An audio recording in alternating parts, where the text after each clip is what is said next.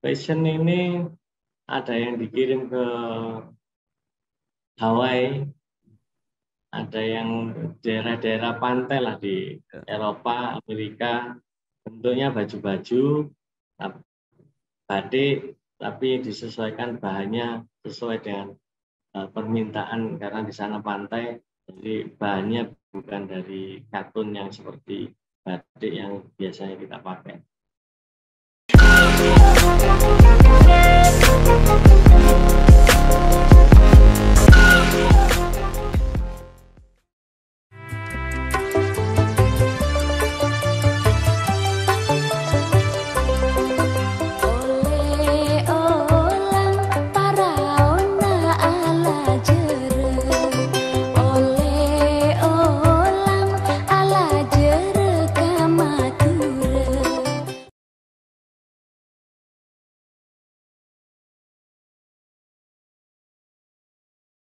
Assalamualaikum warahmatullahi wabarakatuh.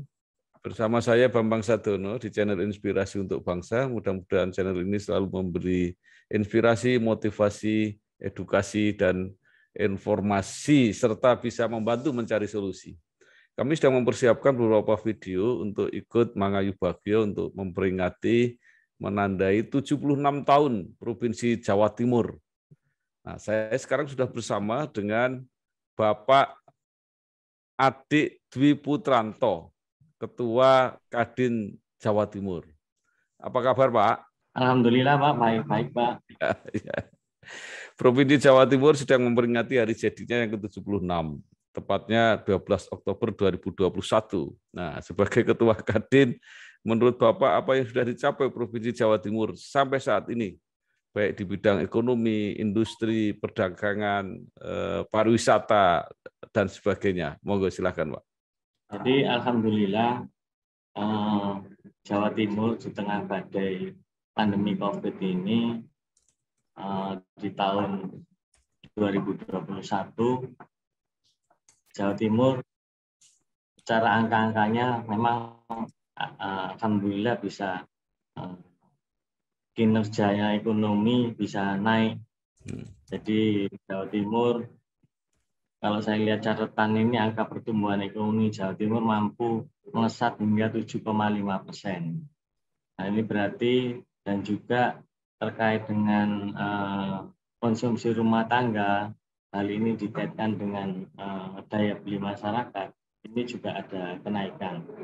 Sehingga Jawa Timur banyak peluang lah yang untuk bisa teman-teman mulai bergerak, dan tidak hanya bergerak, mulai bangkit dan berlari untuk jadi banyak peluang yang bisa dimanfaatkan oleh teman-teman, baik itu pengusaha maupun baik yang besar maupun yang pengusaha-pengusaha menengah kecil. Begitu juga dengan ekspor, Jawa Timur juga tinggi sekali, melonjak tinggi, yang jadi masih menurunnya di sektor konsumsi yang pada waktu diumumkan kemarin 5 Agustus kemarin ada penurunan, dan di sektor pariwisata yang masih stagnan. Nah, ini yang jadi pekerjaan rumah kita semua, dan juga saya berharap kondisi COVID di Jawa Timur tetap bisa dikendalikan dan harus turun terus untuk bisa ekonomi bergerak kembali.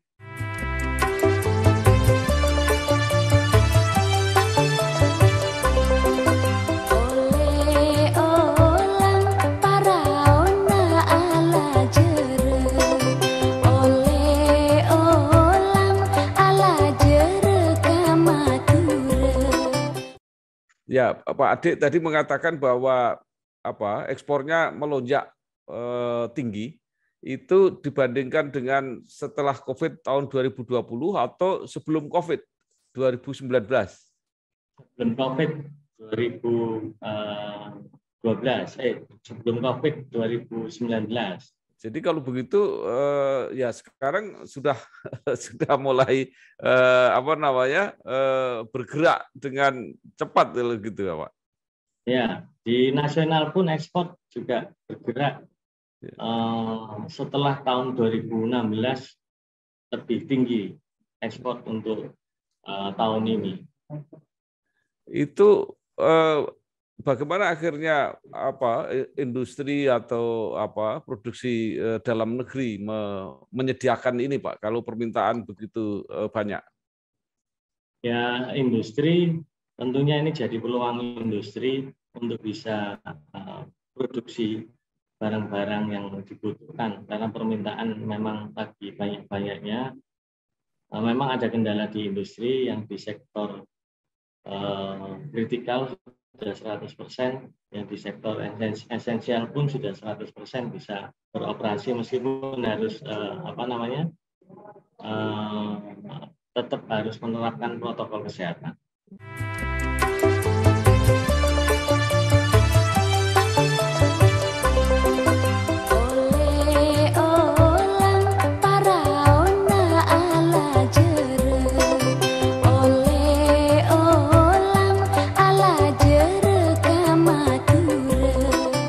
Nah, industri kelihatannya yang sekarang sedang sedang kesulitan atau mungkin bukan kesulitan ya, sedang menghadapi penurunan lah. Itu industri rokok kelihatannya Pak ya, sehingga Kadin harus berkirim surat pada Presiden meminta kenaikan cukai itu ditunda.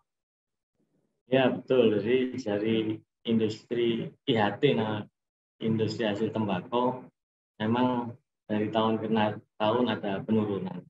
Dan saat ini lagi pandemi yang belum normal, di sini industri rokok ikut sektor esensial. Nah, ini tergantung di levelnya. Kalau Jawa Timur sudah banyak di level 3 dan 2. Nah, kondisi seperti ini mengakibatkan produksi tentunya juga berkurang karena harus menerapkan aturan-aturan yang ada di PPKM.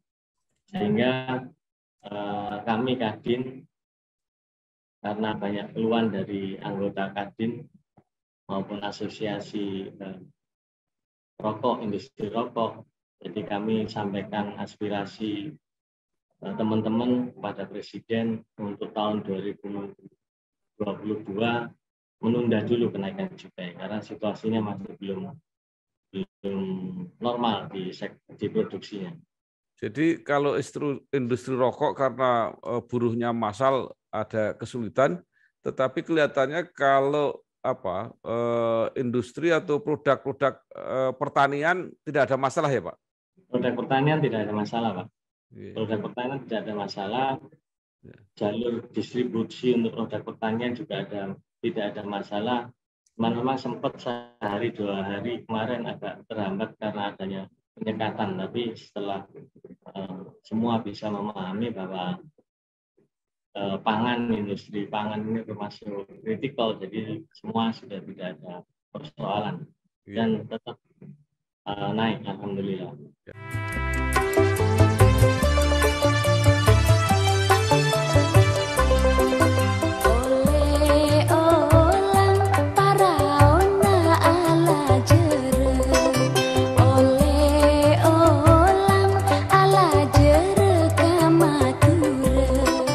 Kalau produksi pertanian yang diekspor dari Jawa Timur apa saja, Pak?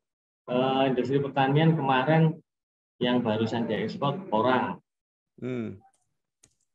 Pertanian perikanan, ikan tetap kita ekspor.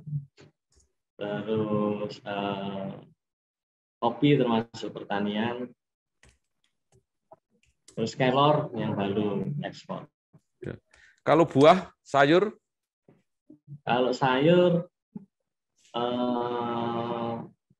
sudah ekspor, tapi beda dengan industri lain. Kalau yang lain-lainnya langsung ekspor, tapi kalau sayur banyak teman-teman dari Taiwan yang datang langsung ke petani-petani untuk bisa membeli langsung dan ekspor.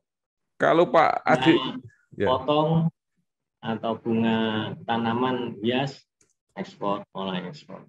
Kalau Pak Adi sendiri kan bisnisnya di bidang agribisnis Pak ya kalau nggak salah. Itu ekspor juga? Saya di bidang migas yang jadi bisnis saya, agribisnis juga bisnis saya malah import Pak kalau agribisnis Pak, sama pertanian lah sedikit-sedikit. Nah ini yang menarik kan yang orang tidak memperhitungkan itu kan industri, bukan tidak memperhitungkan, mungkin banyak yang tidak tahu bahwa ternyata ekspor dari Jawa Timur itu atau produk Jawa Timur yang besar itu justru dari migas Pak ya, yang dominan. Itu apa saja Pak yang dihasilkan di Jawa Timur? Migas memang besar, tapi untuk saat ini yang Jawa Timur yang besar itu ada di Lemak Pak. Lemak, terus minyak jelantah itu besar, terus masih di furniture besar-besaran nggak Amerika. Kalau lemak itu diambil dari mana Pak? Lemak itu sisa-sisa penggorengan itu Pak, salah satunya. Justru itu malah laku Pak ya? Jelantah laku Pak. Terus diekspor digunakan untuk apa Pak di sana? Digunakan untuk apa ya? Saya kurang tahu, tapi itu tiap tahun naik terus Pak. Permintaan banyak terus.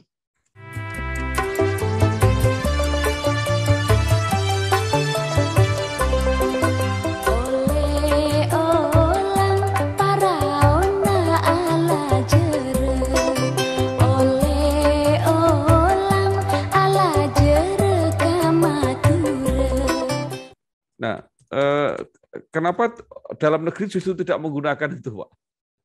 Nah, ya itu. Mungkin kita belum ada teknologinya. Menarik ya.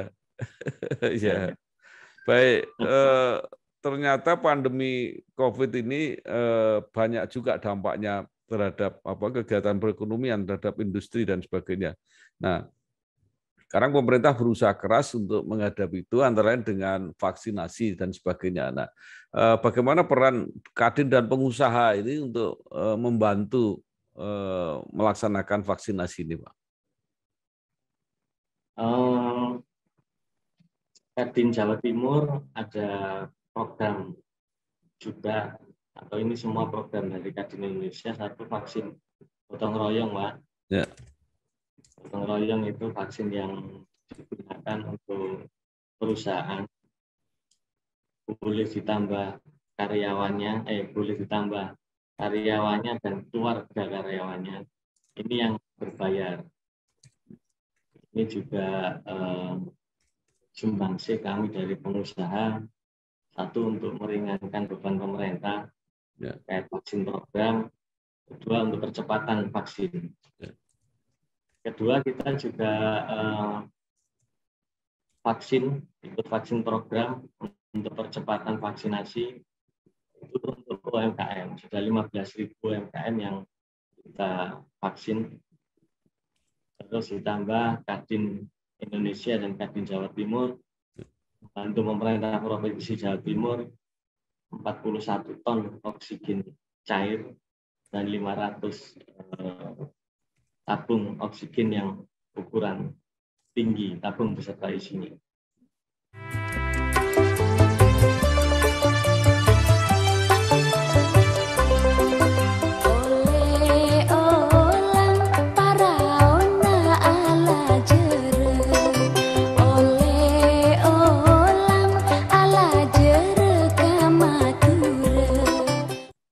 Nah, sekarang boleh dikatakan bahwa pandemi ini sudah melandai ya, termasuk Jawa Timur, walaupun Jawa Timur masih agak lebih tinggi dibanding yang lain.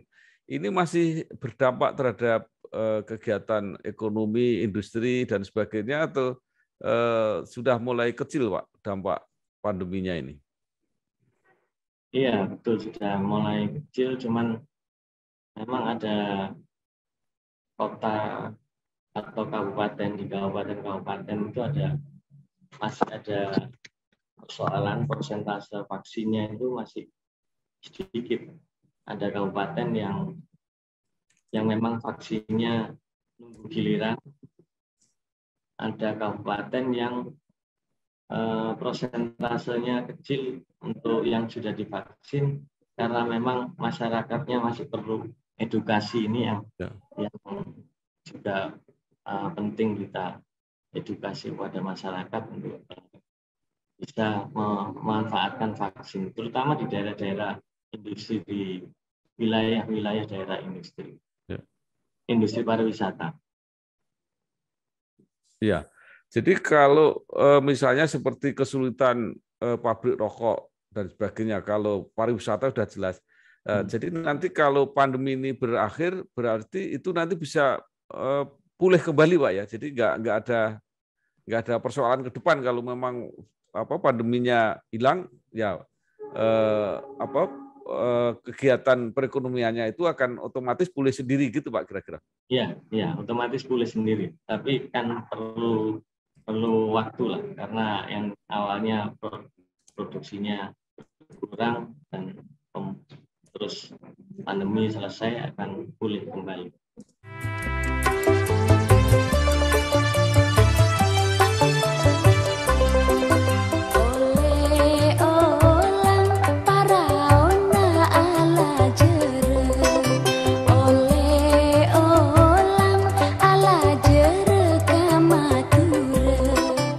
Sekarang kan sebenarnya pemerintah Jawa Timur ini juga cukup cukup giat ya untuk mempersiapkan fasilitas-fasilitas infrastruktur, misalnya dengan pembangunan kawasan-kawasan yang sudah dibuat, bahkan ditunjang oleh pemerintah pusat dengan sangat serius gitu.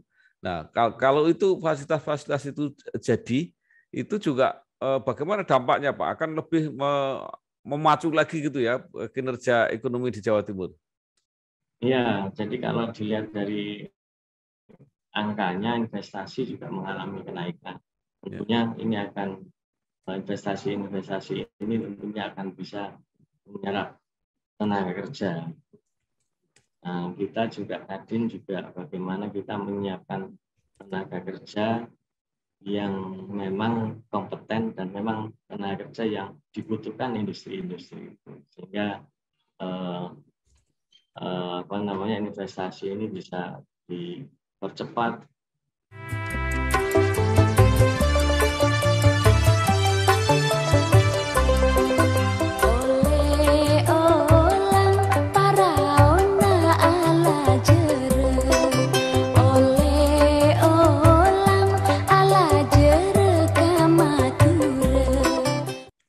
Kelihatannya Kadin juga aktif berkomunikasi untuk mengembangkan pasar ke luar negeri ya, Pak. Apa saja yang dilakukan untuk memperluas pasar ini, Pak? Jadi Kadin ini mulai dari awalnya, jadi Kadin ini punya Kadin Institute. Kadin Institute ini memberikan pelatihan terkait dengan bagaimana pendampingan UMKM. Pendampingan UMKM ini mulai dari bagaimana memilih bahan baku, produksi, terus kontrol kualitas produksi sampai dengan penjualan, baik itu online maupun offline. Ini yang kita memberikan pelatihan dan kita betul-betul fokus di sini. Targetnya dari Kadin ini adalah selama 6 bulan atau paling nggak 1 tahun bisa omsetnya bertambah dan karyawannya bertambah. Dan juga setelah itu kita sambungkan dengan yang namanya rumah kurasi. Kadin ini punya rumah kurasi. Rumah kurasi ini digagas juga oleh dan disupport oleh Bank Indonesia. Ini juga akan kita membuat program rumah kurasi ini secara nasional, karena terkait dengan bagaimana kita bisa mempunyai tenaga-tenaga kurator, pemeriksa barang produk UMKM maupun produk yang bukan UMKM, sehingga barang-barang tersebut bisa memenuhi kualitas ekspor. Dari situ yang tidak memenuhi kualitas ekspor, ayaannya dari situ, itu juga kita dampingi supaya teman-teman UMKM ini bisa standarnya standar ekspor. Setelah itu Kadin juga dapat tugas dari Kementerian Perdagangan, yaitu namanya Surabaya Export Center. Kadin diminta Kementerian Perdagangan untuk membuat Surabaya Export Center. Kami ditarget untuk tahun 2021 ini ada transaksi eksportir baru untuk UMKM 64 juta US dollar. Dan ditarget juga ada beberapa kali konsultasi dan lain-lain. Ini semua mulai dari awal sampai pemasaran baik di dalam negeri maupun di luar negeri, kita dampingi semua teman-teman.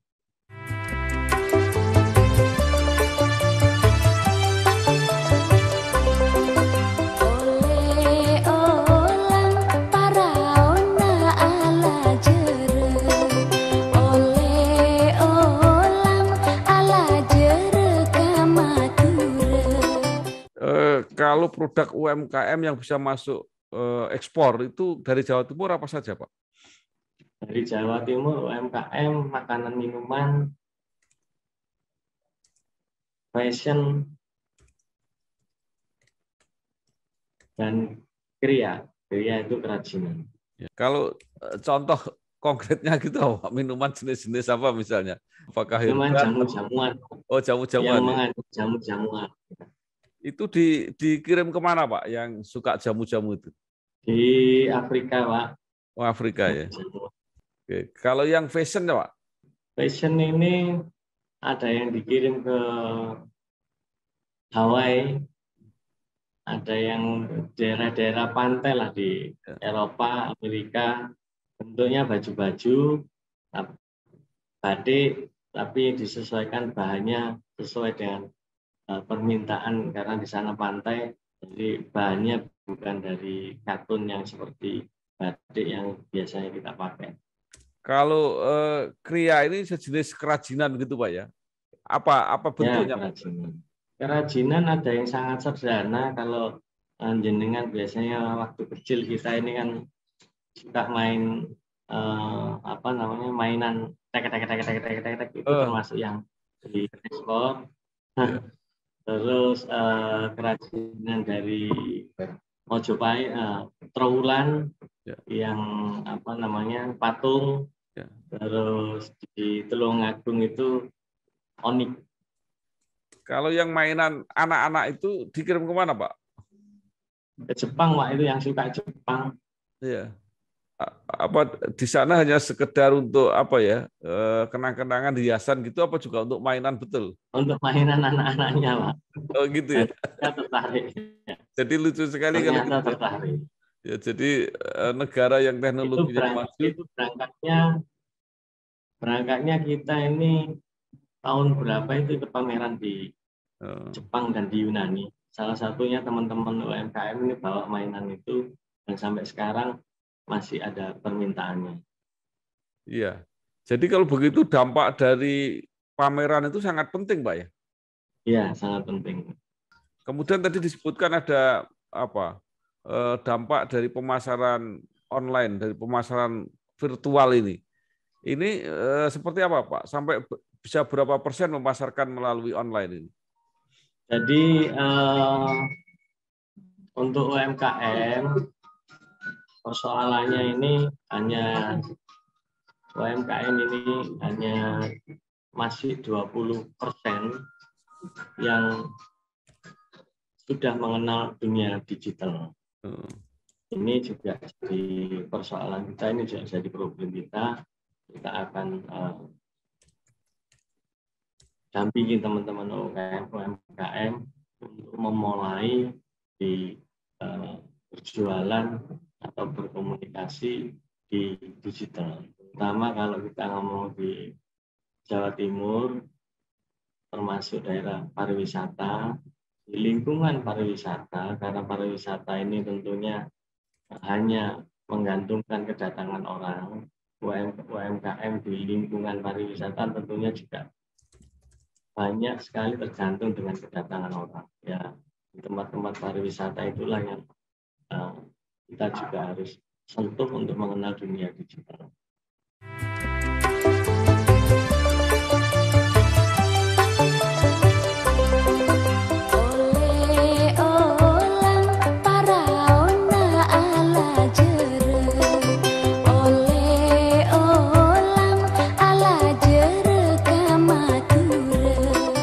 Pak, di Jawa Timur katanya juga berkembang daerah-daerah wisata baru yang bersifat lokal, dikelola oleh masyarakat, bahkan di tingkat desa itu, tetapi pengunjungnya banyak. Bisa diceritakan Pak itu? Ya, memang banyak yang dikelola lokal dan pengunjungnya sangat banyak. Jadi sempat di daerah Mojokerto itu ketika PPKM yang keempat sempat terima banyak pengunjung, tapi itu akhirnya dikendalikan oleh pemerintah setempat, sehingga pengunjungnya diatur supaya tidak terlalu karena memang untuk berlencer itu kan ini program balas dendam, ini sudah lama nggak lencer. Yeah. Tapi memang di daerah pariwisata, di tempat-tempat pariwisata atau wilayah dari pariwisata itu perlu memang digelontor vaksin yang tinggi, sehingga immunity-nya di daerah pariwisata itu terpenuhi. Jadi baik, tentang vaksin tadi ya Pak, kelihatannya memang persoalannya itu pasokannya ya, stok vaksinnya yang mungkin terkendala ya. Ya, stok vaksinnya yang nunggu giliran.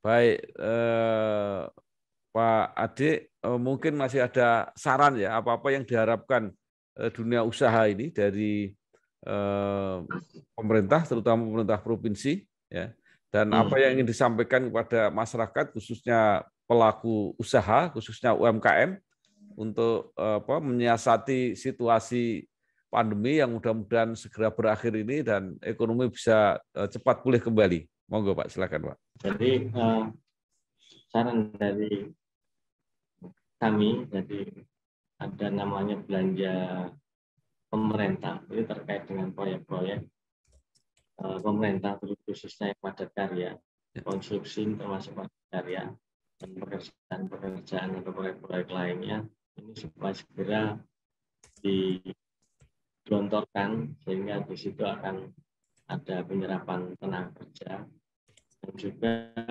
terkait dengan vaksinasi. Alhamdulillah pemerintah Provinsi Jawa Timur sudah banyak melakukan vaksinasi, tapi ini perlu percepatan sehingga stok vaksin harus tersedia. Dan untuk teman-teman pengusaha, baik itu industri maupun di UMKM, itu saya harap bisa tetap kita menerapkan protokol kesehatan, jangan sampai lengah, jangan sampai ada nantinya gelombang ketiga, dan ini semua yang tentunya yang bisa menjaga adalah kita semua. Baik, terima kasih sekali Bapak Adik Dwi Putranto, Ketua Kadin Jawa Timur, ya, yang telah menyampaikan beberapa saran dan pendapatnya tadi. Mudah-mudahan berguna untuk kita semua dan berguna untuk masyarakat Jawa Timur, khususnya dunia usaha. Terima kasih. Terima kasih Pak Bambang. Ya, Wassalamualaikum warahmatullahi wabarakatuh. Waalaikumsalam.